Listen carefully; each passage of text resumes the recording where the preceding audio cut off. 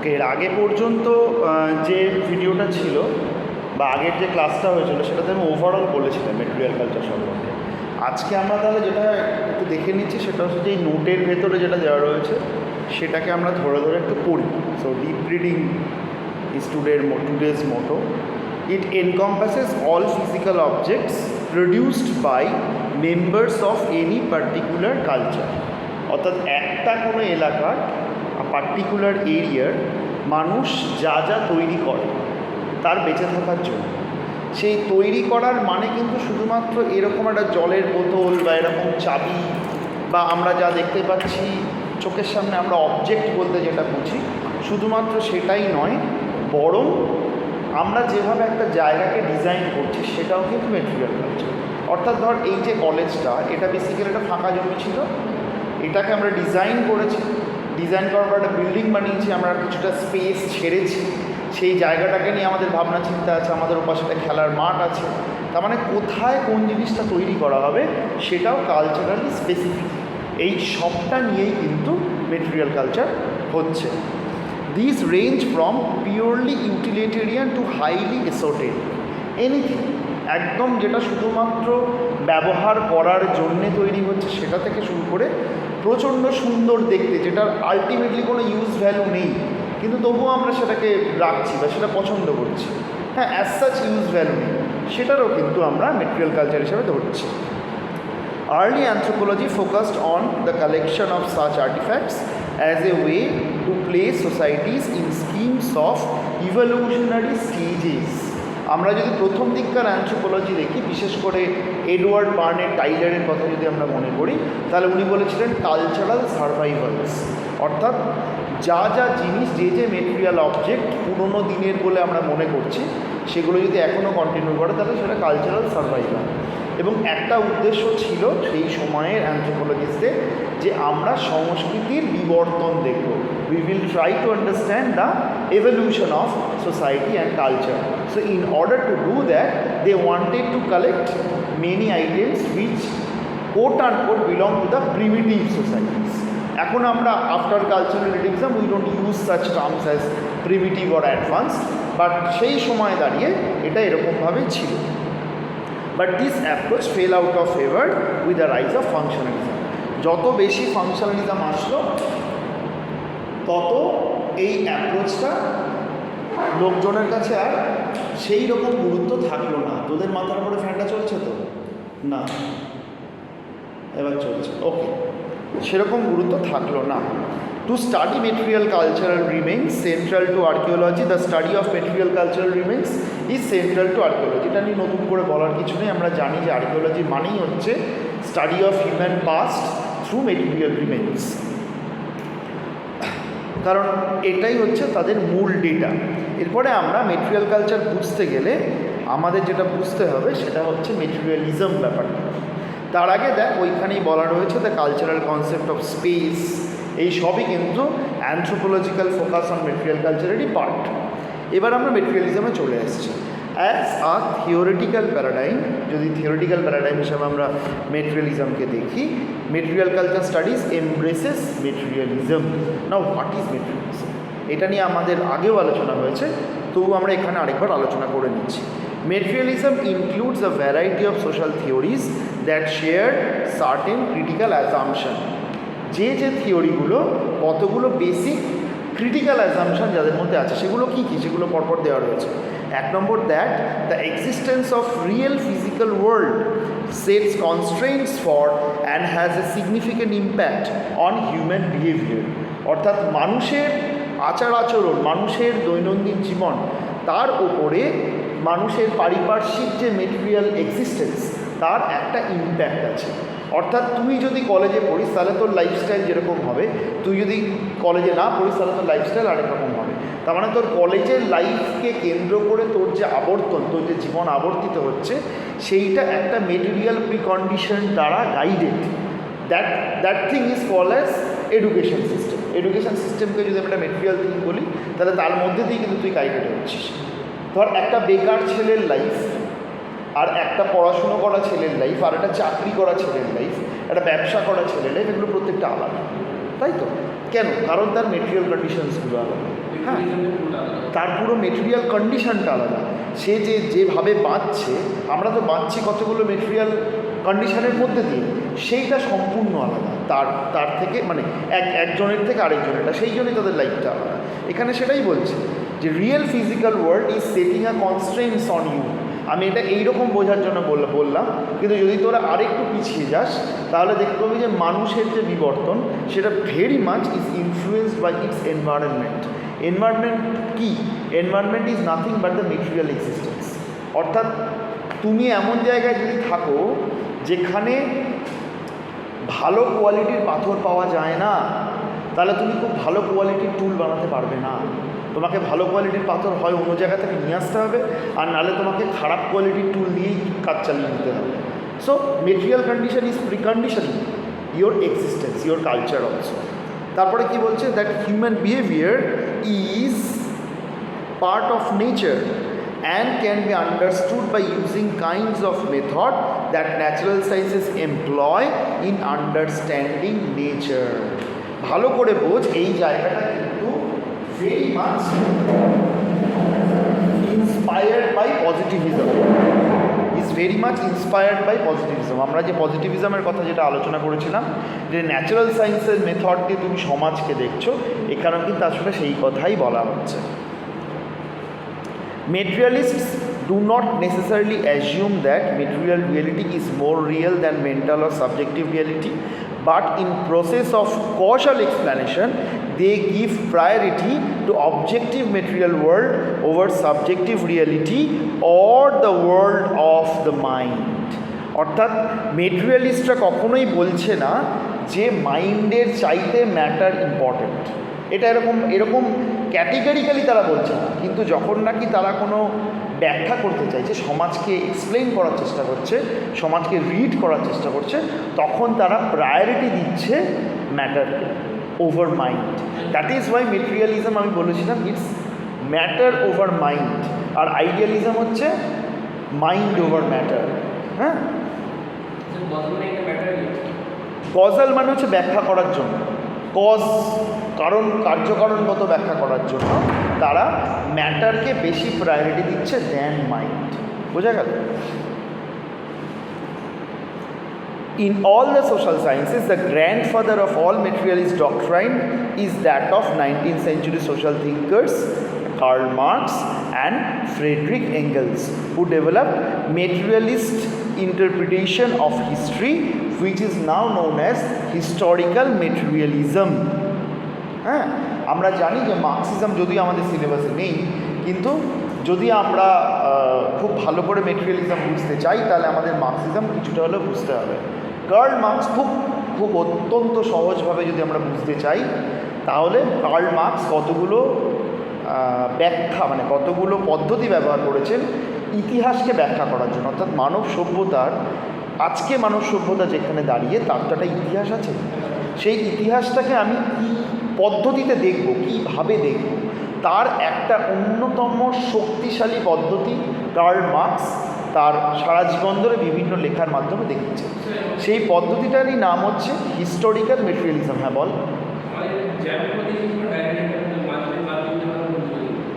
সিলেবাসে মার্কস কেন নেই? সিলেবাসের লোকজন জানে সেটা, আমি রিয়েলি এ ব্যাপারে কোনো কমেন্টই করতে চাই না। মানে সিলেবাসে মার্কস নেই, সিলেবাসে কী বলে আমাদের দুর্গেম ছিল, সেটাকে কোভিডের জন্য বাদ দিয়ে দেওয়া হয়েছে, তার ফলে তোদের বোঝাতে অসুবিধা হচ্ছে, এটা তো কিছু করার নেই।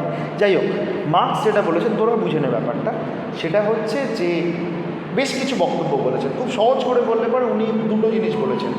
এক হচ্ছে যে সমাজে একটা বেস থাকে, একটা সুপারস্ট্রাকচার থাকে। খুব সহজ করে বলছে, বেস মানে হচ্ছে মেটেরিয়াল বেস, আর সুপারস্ট্রাকচার মানে হচ্ছে বাকি সবটা। অর্থাৎ তুই যদি সংস্কৃতি বলিস, মানে গান বাজনা, নাচ, কৃষ্টি, চলচ্চিত্র, এগুলো সবই বেসটার ওপরে নির্ভর করে থাকে। বেসে যদি কোনো পরিবর্তন আসে, বেস মানে অর্থনৈতিক বেস, মানে মেটেরিয়াল বেস, সেখানে যদি কোনো পরিবর্তন আসে তাহলে সুপারস্ট্রাকচারটা পাল্টাতে যায়। এখন এই ব্যাপারটা কীরকম, ধর তোর যদি পেটে খিদে থাকে তাহলে চাঁদ দেখলে তো রুটির কথা মনে পড়বে, কিছু করার নেই। হ্যাঁ, আর তো যদি পেটে খিদে না থাকে তাহলে তুই চাঁদ দেখে অনেক অন্যরকম কিছু ভাবতে পারিস। আমি ব্যাপারটা বোঝাতে পারছি, মানে খুব বাজেভাবে বলছি, this are bad examples, but তোদের একদম বেসিকটুকু বোঝার জন্য বলছি। তারপরে উনি কী বললেন, উনি বলছেন যে সোসাইটি যে প্রোগ্রেসটা হয়েছে সেটা একটা দ্বন্দ্বের মধ্যে দিয়ে হয়েছে। এটাকে উনি বলেছেন ডায়ালেকটিক্যাল মেটেরিয়ালিজম। ডায়ালেকটিক্স মানে হচ্ছে দ্বন্দ্ব, ঠিক আছে? দ্বন্দ্বগুলো কীরকম? ধর মার্কসের বক্তব্য ছিল যে আমাদের এই মুহূর্তের দেশে বা এই মুহূর্তে সারা বিশ্বে দুটো শ্রেণী আছে। একটা হচ্ছে যারা হচ্ছে মালিক, বিভিন্ন কোম্পানির মালিক, আর একটা হচ্ছে লেবারার, ওনার অ্যান্ড লেবারার। বলছি আমাদের এখনকার সবকিছু ইন্ডাস্ট্রির অ্যাঙ্গেল থেকে দেখছি। তাহলে ওনার অ্যান্ড লেবারার, ওনার চেষ্টা করবে সবসময়ই তার প্রফিটটাকে ম্যাক্সিমাইজ করার জন্য, লেবারাররাও চেষ্টা করবে তার ভালো মন্দটা বুঝে নেওয়ার জন্য। অর্থাৎ এই দুটোর মধ্যে একটা দ্বন্দ্ব আছে, ঠিক আছে? এর আগে উনি মার্কস বলেছেন যে যখন নাকি ফিউডালিজম ছিল তখন ছিল হচ্ছে যে জমিদার বা ফিউডাল লর্ড যারা হচ্ছে জমির মালিক, আরেক দল হচ্ছে যারা জমিতে শ্রম দিচ্ছে, মানে বেসিক্যালি যারা পিজেন্ট বা লেবারার্স বা চাষি আর কি, তাদের সঙ্গে এদের দ্বন্দ্ব হয়েছে। এবং এই দ্বন্দ্বের ফলে আলটিমেটলি যখন নাকি কোনো একটা, উনি এই ব্যাপারটাকে ব্যাখ্যা করার জন্য কতগুলো শব্দ ব্যবহার করেছেন, যেমন means of production, forces of production, relations of production. পুরো ব্যাপারটাই প্রোডাকশনকে কেন্দ্র করে, অর্থাৎ উৎপাদনকে কেন্দ্র করে। পুরো পুরো পুরো সমাজের যদি সভ্যতার চাকা বলে কিছু থাকে, তাহলে সেই চাকাটা গড়াচ্ছে হচ্ছে প্রোডাকশানের সঙ্গে তোমার কি সম্পর্ক বা সম্পর্কের কি বিন্যাস, তার উপরে নির্ভর করে। অর্থাৎ উনি বলছেন যে প্রোডাকশান, মনে করি একটা প্রোডাকশান ইউনিট, এই ইউনিটটার একজন ওনার আছে, একজন মালিক আছে, এবং এই ইউনিটটা তো শুধুমাত্র একটা জমি বা জায়গা নয়, তার ভেতরে যন্ত্রপাতিও আছে। এই সবটাকে উনি বলছেন ফোর্সেস অফ প্রোডাকশন। হ্যাঁ, আর রিলেশনসটা কি, একজন ওনার আর একজন লেবারার। লেবারারের কাছে কিন্তু কিচ্ছু নেই তার শ্রমটা ছাড়া, তার লেবারটুকু ছাড়া তার আর কোনো পুঁজি নেই। হ্যাঁ, মার্কসের অ্যাঙ্গেল থেকে যদি তুই দেখিস তাহলে আমিও কিন্তু লেবারার, সবাই লেবারার, মালিক বাদ দিয়ে বাদ বাকি প্রত্যেকে হচ্ছে শ্রমিক, আমিও কিন্তু শ্রমিক মার্কসিজমের অ্যাঙ্গেল থেকে দেখলে পড়ে, ঠিক আছে? তো এই ফোর্সেস অফ প্রোডাকশানে যদি তার চেঞ্জ এসে যায় তাহলে সমাজে একটা ধাপ এগিয়ে যাবে। কীরকম? ধর যখন নাকি ফিউডালিজম ছিল তখন জমি ছিল মূল পুঁজির জায়গা। হ্যাঁ, জমি যার হাতে আছে তার হাতে ক্ষমতা আছে। এবার তারপরে হচ্ছে আমাদের ইন্ডাস্ট্রিয়াল রেভলিউশন হচ্ছে। ইন্ডাস্ট্রিয়াল রেভলিউশন হয়ে গেলে পরে দেখা যাচ্ছে যে জমি গুরুত্বপূর্ণ ডেফিনেটলি, কিন্তু তুই অনেক কম জমির মধ্যেও এমন কিছু প্রোডাকশান করতে পারিস যেই প্রোডাকশানটায় অনেক বেশি অর্থ উপার্জন তোর হাতে, অনেক বেশি অর্থ তোর হাতে আসতে পারে। তার মানে কি, ফোর্সেস অফ প্রোডাকশানটা পাল্টে গেল। পাল্টে যাওয়ার ফলে কি হলো, সমাজে একটা পরিবর্তন এসে গেল, ফ্রম ফিউডালিজম টু ক্যাপিটালিজম। বোঝাতে পারছে? পরিবর্তন হয়ে গেল। এই যে গল্পটা আমি খুব অত্যন্ত সহজ করে বললাম, মানে জানি না কতটা তোরা বুঝতে পেরেছিস, কিন্তু এইভাবে উনি পুরো ইতিহাসটাকে ব্যাখ্যা করেছেন, কতগুলো ধাপের মাধ্যমে ব্যাখ্যা করেছেন। উনি বলছেন একদম শুরুতে ছিল প্রিমিটিভ কমিউনিজম, যখন লোকদের মধ্যে ভেদাভেদ ছিল না। ভালো করে মনে কর, আমরা যখন নাকি এলমান সার্ভিসের ক্লাসিফিকেশনটা করেছিলাম, কি বলেছিল? ব্যান্ড, ট্রাইব, চিফডম, স্টেট, অনেকটা এইরকম। প্রিমিটিভ কমিউনিজম, তারপরে স্লেভারি, তারপরে ফিউডালিজম, তারপরে ক্যাপিটালিজম। এর বাইরেও আরও অনেকগুলো উনি স্টেট বলেছিলেন। এখন এই যে ধর এই যে ফর্মুলাটা, এই ফর্মুলাটা দিয়ে উনি ইতিহাসকে খুব ভালো ব্যাখ্যা করে দিলেন। এই কারণেই বলা হচ্ছে হিস্টোরিক্যাল মেটেরিয়ালিজম, অর্থাৎ ইতিহাসকে তুমি মেটেরিয়াল অ্যাঙ্গেল থেকে ব্যাখ্যা করছো, বস্তুগত জায়গা থেকে ব্যাখ্যা করছো। এখানে কিন্তু মাইন্ড বা আইডিওলজির খুব একটা গুরুত্ব নেই। একজন আইডিওলজিস্ট কিন্তু উল্টোটা বলতে পারেন চাইলে, তিনি বলতে পারেন যে না, এখানে ম্যাটারটা চেঞ্জ হয়েছে কীভাবে, মানুষের উদ্ভাবনী শক্তির দ্বারাই তো ম্যাটারটা চেঞ্জ হয়েছে, তখন মাইন্ড আগে এসছে। কিন্তু ভালো করে ভাবলে তোরা বুঝতে পারবি মাইন্ড আগে না ম্যাটার আগে। এই ডিবেটটাকে যদি আমি কিছুক্ষণের জন্য সাইডে বাদ দিয়ে দিই, ইতিহাসের ঘটনাটা কিন্তু এরকম, এইভাবেই আলটিমেটলি ইতিহাসটা পাল্টাতে গেছে। এবং মার্কসের এই যে ফর্মুলাটা, base for structure model, relations of production, forces of production, means of production model, এই সবগুলোকে নিয়ে যে একটা বডি অফ থিওরি ডেভেলপ করে, এবং মার্কস অসম্ভব জনপ্রিয় হয়ে যান সারা বিশ্ব জুড়ে। এবং খুব ইন্টারেস্টিংলি একজন বড় ফিলোসফার, তার নাম তোরা পড়েছিস, তার নাম হচ্ছে মিশেল ফুকো। আমি ফুকোর নাম তোদেরকে বলেছি। যখন নাকি বেসিক থিওরিটা পড়িয়েছিলাম, আমি বলেছিলাম যে ফুকোর বক্তব্যটা হচ্ছে যে এপিস্টেমোলজিক্যাল চেঞ্জেস, হ্যাঁ বলেছিলাম, ওটা একটা ভিডিও আছে আগের ক্লাসে। মিশেল ফুকো বলেছিলেন যে আমি মার্কসকে সারাক্ষণই রেফার করি, আমি সারাক্ষণই মার্কস দ্বারা ইনফ্লুয়েন্সড, কিন্তু আমি মার্কসকে সবসময় কোটেশনের মধ্যে লিখি না। কেন? উনি বলেছেন যে কারণ আইনস্টাইন যেমন ফিজিক্সের সব সময় আছেন, মার্কস তেমনি সোশ্যাল সায়েন্সে সব সময় আছে, একে আলাদা করে রেফার করার কিছু নেই, মানে মার্কস ইজ সো ইম্পর্ট্যান্ট। হ্যাঁ, তো যাই হোক, এই পুরো ব্যাপারটাকে মার্কস এবং এঙ্গেলস তারা যে বইগুলো লেখেন তার উপরে বেস করে মেটেরিয়াল কালচার বা মেটেরিয়ালিজমের থিওরিটা ডেভেলপ করে। এখানে আমি খুব ছোটো করে বলেছি, historical materialism divides all societies into base and superstructure, এটা আমি এইমাত্র বললাম। The base involves those elements essential to carrying out economic production, the forces of production. অর্থাৎ এই বেসটাই হচ্ছে ইকোনমিক প্রোডাকশনটাকে রুল করছে, কীভাবে হবে সেটা ঠিক করছে। Which for Marx and Engels generally meant technology, although they also included human physical environment. আশা করি বুঝতে পারছি, সেটা ব্যাখ্যা করে দেওয়ার পরে আর আমার ধরে ধরে বলার কিছু নেই। When these were combined with the modes of ownership, যেটা বললাম ownership of the means of production, K owner K labourer, হ্যাঁ, modes of ownership of the productive forces known as relations of production, they created distinct mode of production. কীরকম mode of production? এখন capitalist mode of production চলছে, এর আগে আমাদের feudalist mode of production ছিল, অর্থাৎ mode of প্রোডাকশনটা পাল্টাতে যাচ্ছে। Atop the mode of production sits the superstructure, এই মোড অফ প্রোডাকশনের ওপরে সুপারস্ট্রাকচারটা দাঁড়িয়ে আছে, ঠিক আছে, consisting primarily of politics and ideology, but in the broadest sense including all of the remaining institutions of the society.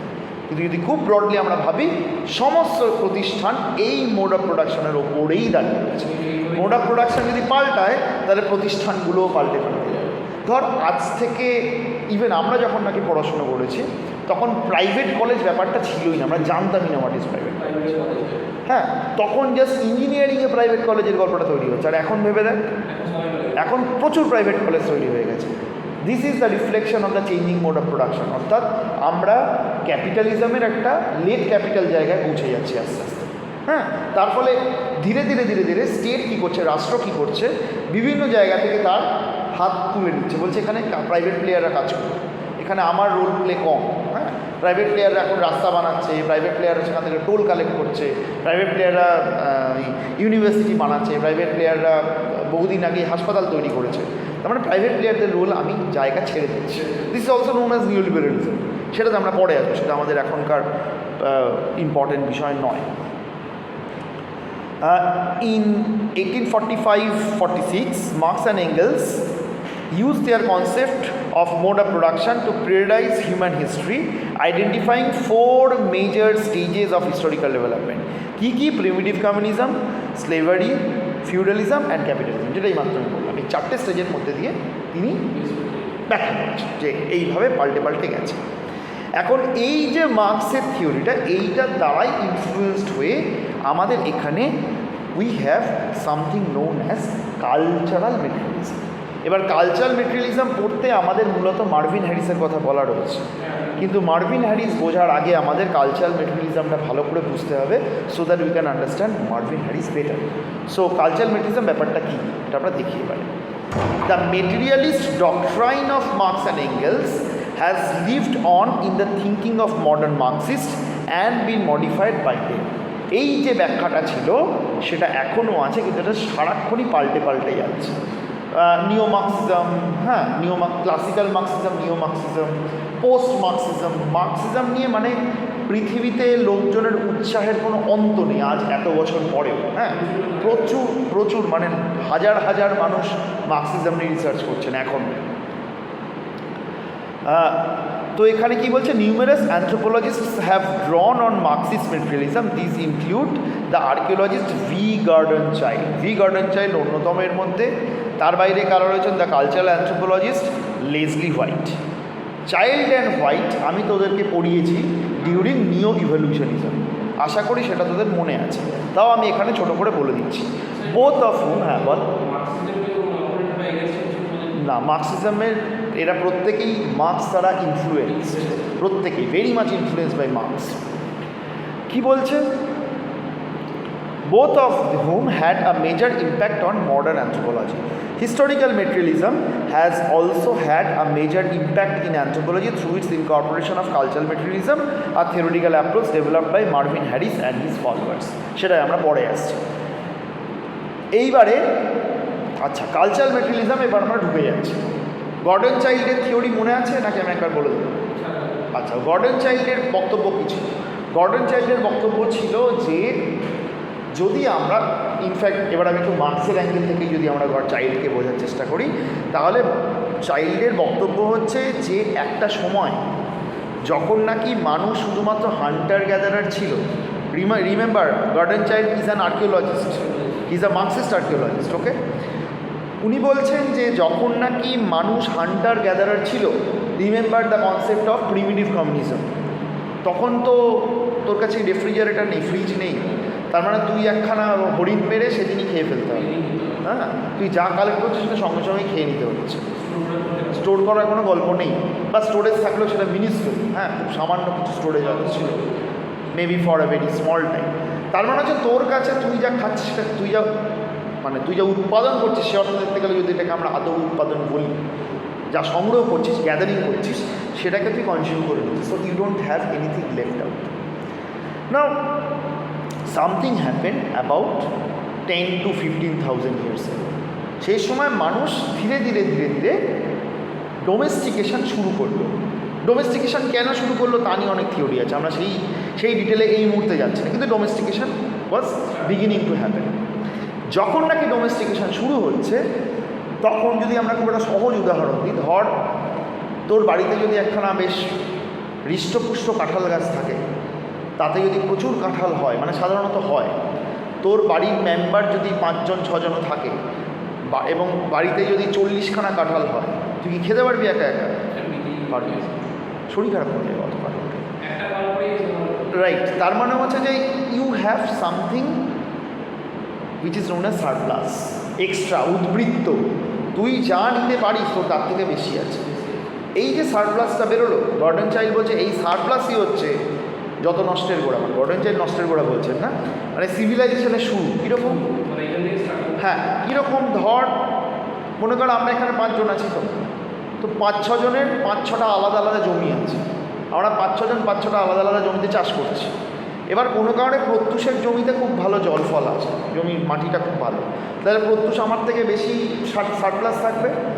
সেই সারপ্লাস দিয়ে প্রত্যুষ চাইলে আরও খানিকটা জমির ওপরে দখল স্থাপন করতে পারে, বা 5টা লোককে রাখতে পারে যারা শুধু ব্যায়াম করবে আর মারপিট করবে, তারা প্রত্যুষের হয়ে মারামারি করবে।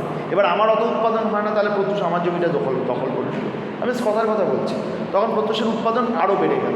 অর্থাৎ এই যে সারপ্লাস এই মুহূর্তে হলো, সঙ্গে সঙ্গে সমাজে ইনইকুয়ালিটি হচ্ছে, কারোর কাছে সারপ্লাস বেশি আছে, কারোর কাছে সারপ্লাস কম আছে। এই ঘটনাটা গর্ডন চাইল্ড বলছে this event is actually paving to a second revolution. এটা প্রথম রেভলিউশন, যেটাকে উনি বলছেন নিওলিথিক রেভলিউশন। উনি বলছেন যে this has paved the way, মানে রাস্তা বানালো for the second revolution which is urban revolution.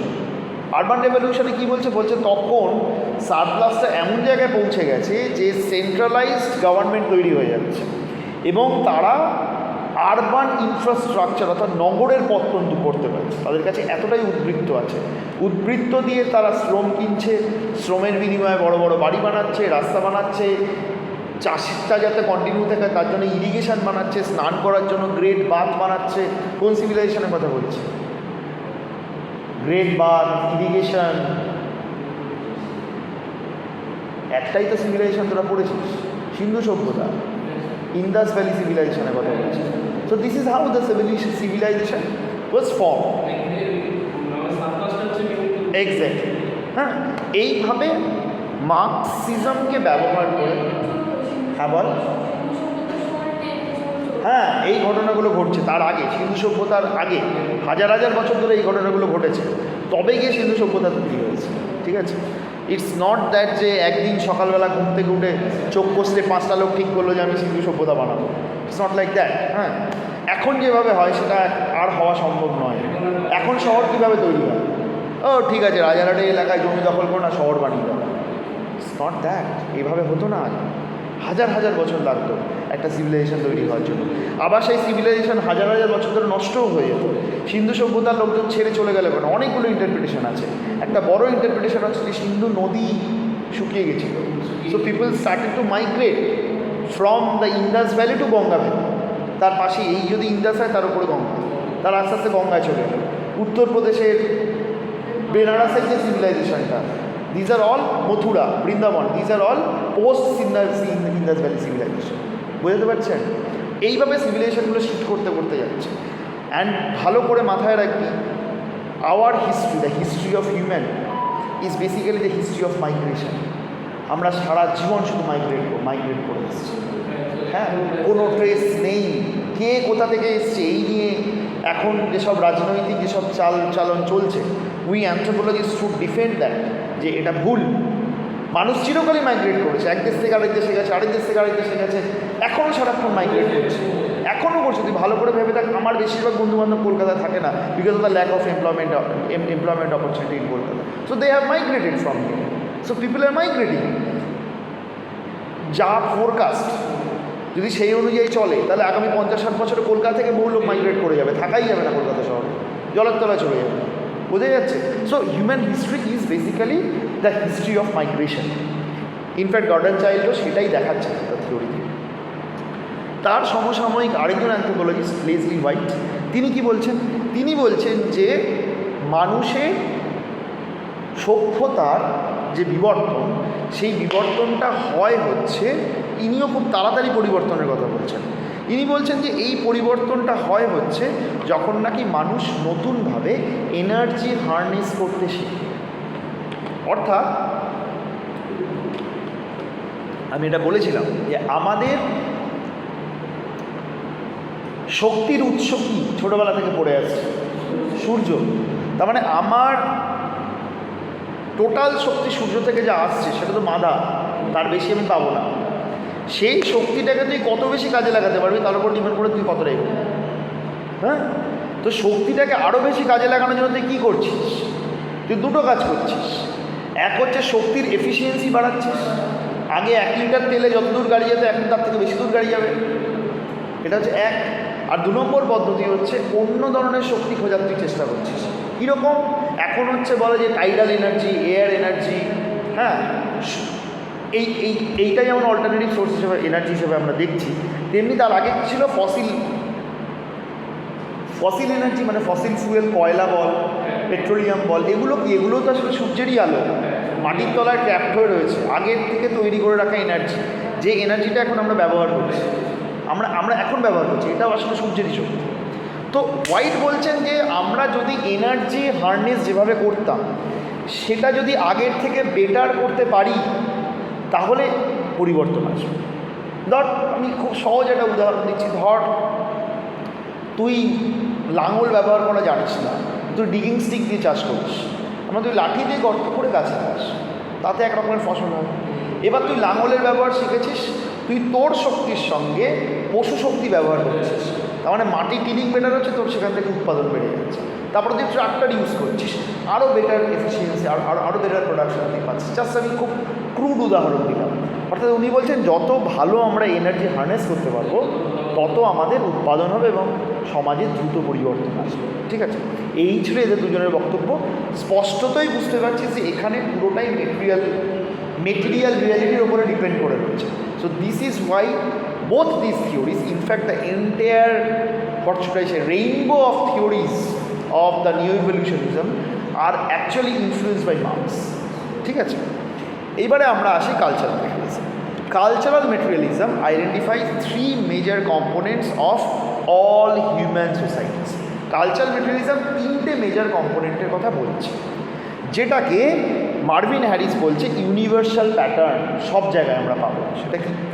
All societies can be divided into infrastructure, structure, superstructure. 3টে জিনিসের কথা বলছি: infrastructure, structure, superstructure. Infrastructure consists of those natural and cultural elements fundamental to human adaptation and survival. যা আমার একদম বেঁচে থাকার জন্যে জরুরি, যেটা না থাকলে আমি বাঁচতেই পারব না, সেইটা হচ্ছে infrastructure. It has to sub components, এটার দুটো জিনিস আছে। তাহলে ইনফ্রাস্ট্রাকচারের মধ্যে দুটো জিনিস উনি পাচ্ছেন। এক নম্বর হচ্ছে দ্য মোড অফ প্রোডাকশন, দু নম্বর হচ্ছে the mode of reproduction. The mode of production includes technology, work patterns, features of the geographic and physical environment and techno-environmental relationships। ভালো করে বলছি কী কী থাকছে তাহলে মোড অফ প্রোডাকশনের মধ্যে? টেকনোলজি, ওয়ার্ক প্যাটার্ন, আমি কীভাবে কাজ করছি, features of geographic or physical environment, তোমার চারপাশের ভৌগোলিক অবস্থা কী, এবং টেকনো এনভায়রনমেন্টাল রিলেশনশিপ, অর্থাৎ টেকনোলজি, এনভায়রনমেন্ট, এই দুটোর মধ্যে আন্তঃক্রিয়া কতটা ভালো হচ্ছে। হ্যাঁ, টেকনোলজি তখন এনভায়রনমেন্ট পাল্টালে তোমাকে টেকনোলজি পাল্টাতে হবে, ইভেন একই এনভায়রনমেন্টে বেটার টেকনোলজি আনতে হবে। সো টেকনোলজি এনভায়রনমেন্টের মধ্যে একটা সম্পর্ক আছে, যে সম্পর্কটা বাকি দুটো জিনিসের সঙ্গে মিলে মিশে গিয়ে তবেই ইনফ্রাস্ট্রাকচার তৈরি করছে। The mode of reproduction consists of those things relating to the propagation of the species and is primarily demographic। অর্থাৎ আমার কাছে ইনফ্রাস্ট্রাকচারের মধ্যে দুটো জিনিস থাকছে, mode of production, mode of reproduction. প্রোডাকশনটা তুই করবি কী করে রিপ্রোডাকশন না হলে? তো যদি লেবার না থাকে তাহলে কাজটা হবে কোথা থেকে? হ্যাঁ, সেগুলো কী কী? Birth rate, death rate, size and density of population, rates of population growth and technology related to birth and population control. এই দুটো জিনিস মিলে ইনফ্রাস্ট্রাকচার তৈরি করছে। বোঝা গেল? is best known for the way in which it links to infrastructure, structure, superstructure. In Harris's terms, these three socio-cultural components are related through principles of infrastructural determinism। অর্থাৎ বলছি ইনফ্রাস্ট্রাকচার ডিটারমিন করছে। ভালো করে ভেবে দেখ, মার্কসের কথাটাই বলছে, আরও চারটে কম্পোনেন্টকে একসঙ্গে নিয়ে বলছে। মার্কস বলছিল বেসটাই সুপারস্ট্রাকচারকে কন্ট্রোল করে, এ বলছে ইনফ্রাস্ট্রাকচার আলটিমেটলি সবটাকে ডিটারমিন করে। This principle asserts that infrastructure provides the basic foundation of social cultural life and is laid down first। সবার প্রথমে ইনফ্রাস্ট্রাকচার ঠিক করতে হবে। It then exerts a strong determining influence on the formation of structure। এটার থেকে সমাজের গঠন তৈরি হচ্ছে, সোশ্যাল স্ট্রাকচার তৈরি হচ্ছে, which in turn exerts a strong determining influence of its own on the formation of the superstructure। অর্থাৎ infrastructure স্ট্রাকচারকে তৈরি করছে, স্ট্রাকচার আলটিমেটলি সুপারস্ট্রাকচারকে জেনারেট করছে। Harris stressed that the causal relationships between these components are probabilistic and the room is left for causal influence to operate in the reverse direction, that is from superstructure to structure to infrastructure। উনি বলছেন very interestingly, উনি বলছেন যে যদিও infrastructural determinism বলে একটা গল্প রয়েছে, কিন্তু তারপরে আমাদের মাথায় রাখতে হবে যে কখনো কখনো জিনিসটা রিভার্সও হতে পারে। অর্থাৎ superstructure can actually determine structure and that can ultimately determine infrastructure as well. একটা উদাহরণ দিতে পারিস?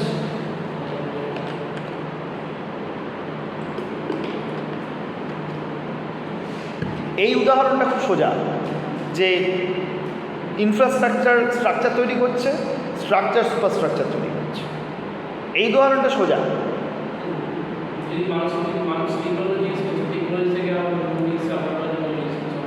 মানুষ টেকনোলজি তৈরি করছে, সেটাকে ব্যবহার করছে, সেটাকে ব্যবহার করার পর টেকনোলজি তোকে শেপ করে দিচ্ছে। তোর নিজের রিসার্চ টপিকটা একবার ভাব। What was your proposal? Your proposal was mobile phone addiction, right? So human developed something called mobile phone, then it created a particular kind of social structure। কীরকম সেই সোশ্যাল স্ট্রাকচার? পাল্টে গেল। আজকে যখন নাকি আমি ক্যান্টিনে ঢুকি, আমাদের কলেজের ক্যান্টিনে ঢুকি, আর আমি যখন নাকি আমাদের আমলের ক্যান্টিনের কথা ভাবি, তখন আমি অনেকটা তফাৎ দেখতে পাই। সবচেয়ে বড় তফাৎ কি? সবাই মোবাইল ফোন দেখছে, পাশাপাশি বসে আছে, আড্ডাও মারছে, গল্পও করছে, কিন্তু তার সঙ্গে মোবাইলটা চলছে। আমাদের সময় মোবাইলটা ছিল না, শুধুই আড্ডাটা ছিল। এটার মধ্যে ভালো খারাপে আমি যাচ্ছি না, আমি বলতে চাইছি ইট হ্যাজ চেঞ্জড, রাইট? তার মানে টেকনোলজি কিন্তু আলটিমেটলি স্ট্রাকচারটাকে ডিটারমিন করে দিচ্ছে, এবং স্ট্রাকচারটা ডিটারমিন হলে পরে ইনফ্রাস্ট্রাকচারও ডিটারমিন হবে। কীরকম? আজকের দুনিয়ায় কেউ লাইন দিয়ে মোবাইল ফোনের বিল দেওয়ার কথা ভাবতে পারে? আমি যদি আমার ছেলেকে, যে এখনও ছোটো আর একটু বড়ো হলে যদি বলি যে একটা সময় সিএসসির বিল দেওয়ার জন্য আমরা গিয়ে লাইন দিয়ে দাঁড়াতাম, বিশ্বাস করবে এরকম একটা দিন ছিল? মানে বিশ্বাস করবে, বাবা বলছে বলে বিশ্বাস করবে, ভাবতেই পারবে না যে এরকম একটা জিনিস হতো। আমরাই এখন ভাবতে হ্যাঁ, এতখানি টাইম আমরা ওয়েস্ট করতাম, সেই টাইমটা আলটিমেটলি খেয়ে নিচ্ছে মোবাইল ফোন। কিন্তু যাই হোক, তার মানে রিভার্স ইজ অলসো পসিবল। আজকের দুনিয়ায় আমরা আমাদের চারপাশে ঝাঁ চকচকে রাস্তা চাই, তাই তো? এই দাবিটা তৈরি হচ্ছে কোথা থেকে? আমরা যখন দেখতে পাচ্ছি যে অন্যান্য জায়গায় আসলে এটা অ্যাভেলেবেল, আমরা যখন বাইরে যাচ্ছি তখন সেটা দেখতে পাচ্ছি, এবং তার ফলে আমাদের মধ্যে এই চাহিদাটা তৈরি হচ্ছে, বুঝতে পারছি? Society is changing not only by the infrastructural determinism but also by the superstructure itself. হ্যাঁ, সিনেমা আমাদেরকে ডিটারমিন করে, উদ্বুদ্ধ করে। সিনেমা আমাদেরকে একটা পার্টিকুলার জিনিস বুঝতে সাহায্য করে। আর এটা সহজ উদাহরণ দিচ্ছি, তোরা পঞ্চায়েত বলে একখানা টিভি সিরিজ হয়েছে, শুনেছিস? হ্যাঁ, রিসেন্টলি 2 বেরিয়েছে। পঞ্চায়েত দপ্তর আজকে কত বছর ধরে কাজ করছে?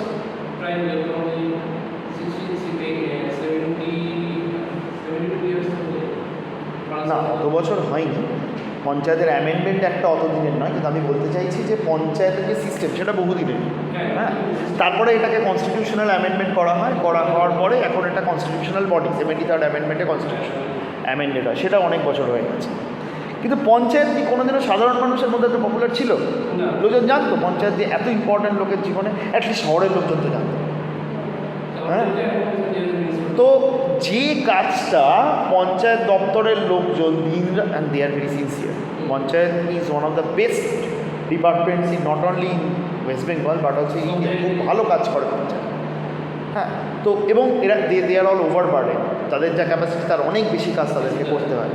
So they are trying their best to do that. এবং পঞ্চায়েত দপ্তরের সবসময় খুব এনথুসিয়াস্টিক লোকজন আমি দেখেছি, আমি নিজে পঞ্চায়েত নিয়ে কাজ করেছি বলে জানি।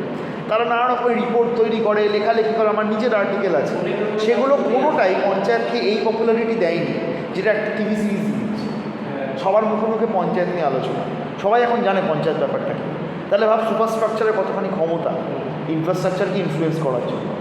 যে কারণে বলে যে নাটক আসলে পরিবর্তন আনতে পারে, যে কারণে প্রতিবাদের মধ্যে আমরা স্ট্রিট প্লে দেখতে পাই।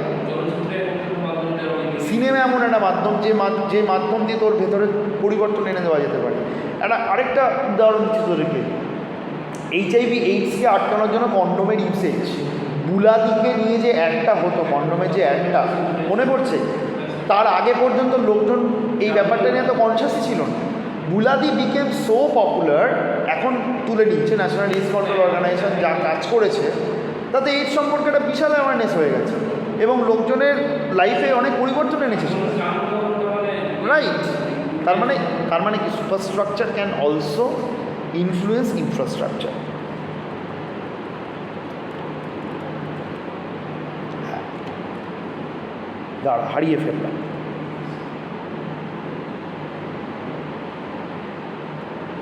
Yes, that is from superstructure to structure to infrastructure. However, it is assumed that causal influences flow in this reverse direction much less often and much less significantly. উল্টো দিকে কম হয় বলে হ্যারিস মনে করতেন।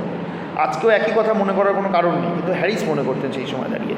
Harris has formulated an argument as to why infrastructure should have the causal importance that it does.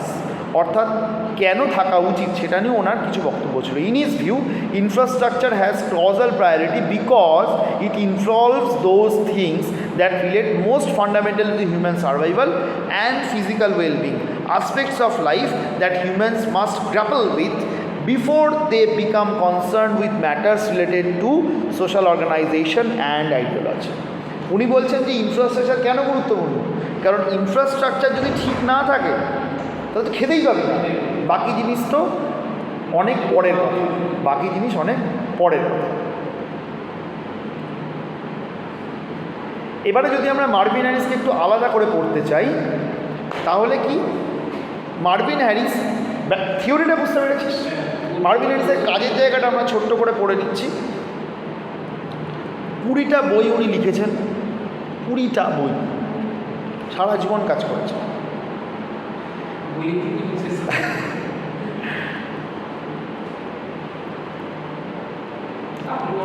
সবচেয়ে বেশি, হ্যাঁ আমার এখন অব্দি 3টে বই হয়েছে, 20টা জীবনেও হবে না, ছেড়ে দে। হ্যাঁ, ইন 1968 যেটা সবচেয়ে ইম্পর্টেন্ট বই সেটা হচ্ছে the rise of anthropological theory. এই বইটা আমাদের লাইব্রেরিতেও আছে। অ্যানথ্রোপোলজির থিওরির বেসিক বই, মার্ভিন হ্যারিসের বই এখনও লোকে ফলো করে, যদিও তার থেকে বেটার বই বাজারে এখনও আছে, but it is one of the very good books. হ্যাঁ, বেসিক বই এইটাই। এখানে খুব ছোট ছোট করে পুরো জিনিসটাই বলা গেছে। আমার মনে হয় এইটা তোরা পড়লে বুঝে যাবে। আমি এই জায়গাটা পড়ে দিচ্ছি, যেই জায়গাটা মূল ওনার বক্তব্য আর কি। তার আগেরটা বেসিক্যালি ওনার কাজের অংশটা ছোট করে বলার হচ্ছে, না রিপিটিশন অংশ না হবে। Harris developed the basic principal of cultural materialism in the 1950s and 1960s। 1950 ও 60-এর দশক উনি তৈরি করলেন, but it was in the 1970s and 80s he wrote many of his most important works applying this perspective to particular cultural phenomena. উনি থিওরিটা তৈরি করছিলেন 20 বছর ধরে, 50 থেকে 60-এর দশকে, 10-10-20, 70-80-র দশকে উনি লিখতে শুরু করেছিলেন। In 1979 Harris publish cultural materialism the struggle for science of culture, এটাই মেইন বই, which laid out the basic principles of cultural materialism more extensively than Harris done previously. এটাতে কি আছে? The book also criticized quite severely in most cases the other major competing paradigms of anthropological theory. বেশিরভাগ অন্য থিওরিগুলো criticise করেছিলেন। In a short book, Harris later used cultural materialism to explain the most important changes in the US society since the end of World War II. দ্বিতীয় বিশ্বযুদ্ধের পরে কেন সমাজে পরিবর্তন আসে সেটাকে ব্যাখ্যা করার জন্য উনি আরেকটা বইয়ে এটা লিখেছিলেন। In another attempt, he tried to explain population growth around the world and throughout the history. ভালো করে এই জায়গাটা একটু বোঝার চেষ্টা কর। আগের থিওরিটার সঙ্গে যদি আমরা রিলেট করি, মার্কসের থিওরিতে আমরা যেটা দেখতে পাচ্ছি সেটা হচ্ছে যে স্ট্রাকচার বেস সুপারস্ট্রাকচার করে। এখানে উনি পপুলেশন ডায়নামিক্সটাকে ঢোকানোর জন্য ডেমোগ্রাফিক একটা ইস্যুকে নিয়ে আসছে, যে ইস্যুটা কিন্তু সে অর্থে মার্কসের যেভাবে থিওরিটা আলোচিত হয় সেখানে অতটা গুরুত্ব পায়। ঠিক আছে। Harris's production has slowed in recent years and he may have reached the end of his intellectual creativity. এখন আর উনি বিশেষ লেখালেখি করছেন না। আমার মনে হয় তোরা যদি ওপরের অংশটা ভালো করে পড়িস, সেখানেই মূল থিওরির জায়গাটা বলে দেওয়া আছে। আর যদি হ্যারিসের লাইফ অ্যান্ড ওয়ার্ক সম্পর্কে আলাদা করে প্রশ্ন আসে, তাহলে এই অংশটা লিখে দেবে। ঠিক আছে। এটা আমি কোভিড-19-এর জন্য একটা বই থেকে ডিরেক্ট কপি পেস্ট করে দিয়েছিলাম আমার এই ব্লগটা। ঠিক আছে, ব্যাপারটা বোঝা গেছে? হ্যাঁ বল। মার্ভিন হ্যারিস বোধহয় বেঁচে আছে, আমি শিওর নই, দেখতে হবে সেটা। আর কত বয়স হয়েছে তো? 1960-70s উনি কাজ করতেন, এটা 2022। সেটা দেখতে হবে, গুগল করলেই বেরোবে, আমার নিজেরও মনে নেই। কোনো প্রশ্ন ক্লিয়ার হয়েছে? মেটেরিয়াল কালচার, ওকে ঠিক আছে। তাহলে আমরা নেক্সট দিন আবার আরেকটা কোনো ডাউট নিয়ে বসতে পারি, তোদের যদি কোনো বিষয়ে ডাউট থাকে, এবং সেগুলো as soon as possible clear করে।